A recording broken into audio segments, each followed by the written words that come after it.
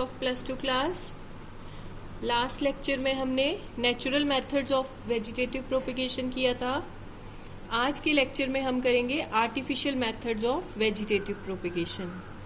तो बहुत सारे मेथड्स हैं वेजिटेटिव प्रोपेगेशन के जो कि मैन मेड हैं और इनको जो हमारे हॉर्टिकल्चरिस्ट होते हैं या प्लांट ग्रोअर्स वो डेवलप करते हैं। क्योंकि ये मैन मेड हैं इसीलिए इनको आर्टिफिशियल मेथड्स कहते हैं। तो इसमें फर्स्ट मेथड है कटिंग्स। हम सबको पता है कि हम प्लांट के किसी भी पार्ट की छोटा सा स्टेम लेते हैं या रूट लेते हैं या लीफ लेते हैं और उसको प्रोपेगेशन के लिए यूज करते हैं, तो इसे कटिंग कहते हैं। जैसे अगर लीफ कटिंग लेते हैं तो इसका बहुत कॉमन एग्जाम्पल है ब्रायोफाइलम। ये ब्रायोफाइलम है। इस तरह से अगर आप किसी जो इसका प्लांट है, पेरेंट प्लांट है, वहां से अगर आप एक लीफ काट के ऊपर बहुत सारी एडवेंटिशियस बर्ड्स ग्रो कर रही हैं और इनसे न्यू प्लांट जो है वो हमें मिल सकता है। इसके अलावा लीफ कटिंग के अलावा रूट कटिंग्स भी यूज होती हैं। रूट कटिंग्स कॉमनली यूज होती टैमरिन में, इमली का जो पौधा है उसमें बहुत कॉमनली यूज करते हैं। रूट का छोटा सा पार्ट लेते हैं और उसको मिट्टी में उगा दिया जाता है।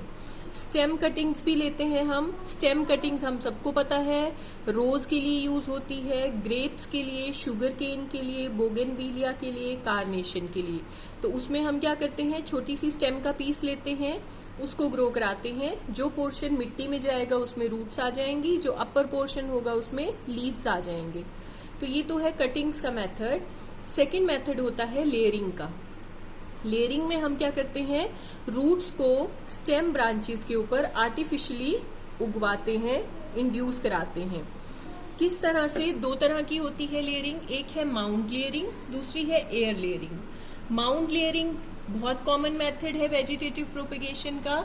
ये देखिए, ये माउंट लेयरिंग है। इसमें क्या करते हैं, हम किसी भी हर्बेशियस प्लांट को, हर्बेशियस मीन जिसकी स्टेम्स ग्रीन हो, उस प्लांट की जो लोअर ब्रांच होगी, सबसे नीचे वाली जो ब्रांच होगी, उसको नीचे की ओर बेंड करते हैं और साथ में जो नीचे वाली ब्रांच है उसको डिफोलिएट कर दिया जाता है, उसमें से पत्ते निकाल दिए जाते हैं।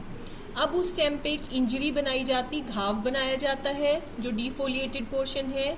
जो डिफोलिएटेड पोर्शन है और इंजर्ड स्टेम है उसको क्या किया जाता है, हल्की सी मिट्टी की लेयर से कवर कर दिया जाता है और जो उसकी ग्रोइंग टिप है उसको ऊपर की ओर ही छोड़ा जाता है।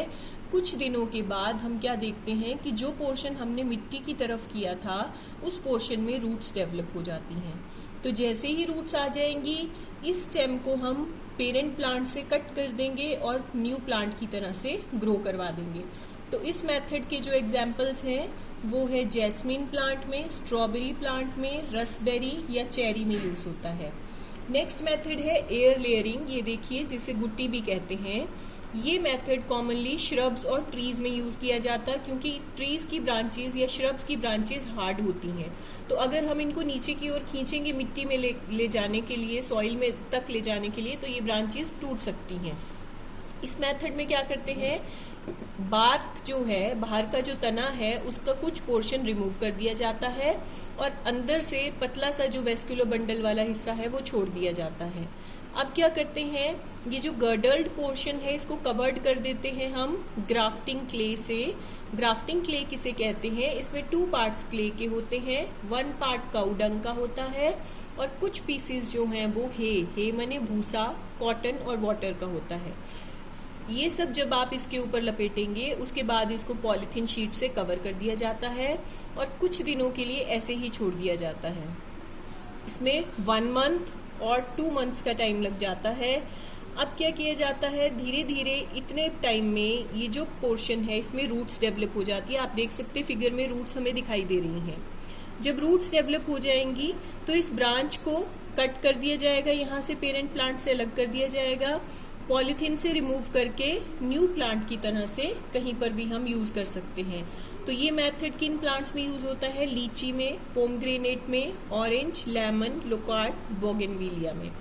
थर्ड मेथड है ग्राफ्टिंग का। ग्राफ्टिंग में क्या करते हैं हम, ये भी कॉमन मेथड है।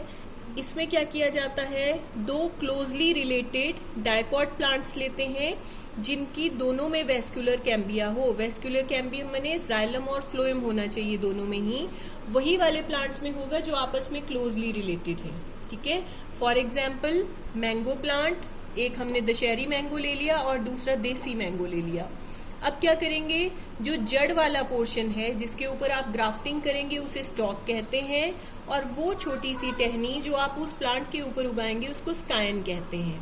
ठीक है, तो जनरली जो रूट स्टॉक है वो जंगली वैरायटी का लिया जाता है, जो जड़ वाला तने वाला पोर्शन है। जैसे सपोज हमने देसी मैंगो वैरायटी ले ली है, क्योंकि जो हमारी देसी वैरायटीज हैं ये ज्यादा डिजीज रेजिस्टेंट होती हैं, इनका रूट सिस्टम ज्यादा एफिशिएंट होता है, और जो ट्विग है जो आप दूसरे पौधे की उस पे उगा रहे हैं वो उस प्लांट की उगाई जाती है, उसकी वेजिटेटिव ग्राफ्टिंग की जाती है जो कैरेक्टर्स में बेटर हो। ठीक है, जैसे मैंने आपको एग्जाम्पल दिया कि हम दशहरी मैंगो की एक टहनी लेके उसको देसी मैंगो के पेड़ के ऊपर उगा सकते हैं। इसी तरह से रोजेज में भी देखी जाती है ये। तो ग्राफ्टिंग में क्या किया जाता है, ये देखिए डायग्राम्स दी हुई हैं। हम क्या करते हैं, ये स्कायन है, ये वो टहनी है जिसको हमें पेरेंट प्लांट के ऊपर उगाना है जो जड़ से लगा हुआ है। ये स्टॉक वाला पोर्शन है। अब अगर आप ग्राफ्टिंग इस तरह से करते हो कि दोनों ही स्टॉक और स्कायन को ओब्लिकली कट करते हैं सेम एंगल पे, तो हम इसको टंग या विप ग्राफ्टिंग कह देते हैं। अगर ग्राफ्टिंग जो है वो किस तरह से की जाए, जो स्टॉक है उसके ऊपर वी शेप नॉच बनाई जाती है, स्कायन को भी वी शेप कट किया जाता है, तो इसको वेज ग्राफ्टिंग कह देते हैं। और इसी तरह से एक क्राउन ग्राफ्टिंग भी होती है, जिसमें हम क्या कर देते हैं, जो स्टॉक है उसके ऊपर बहुत सारे कट लगाते हैं।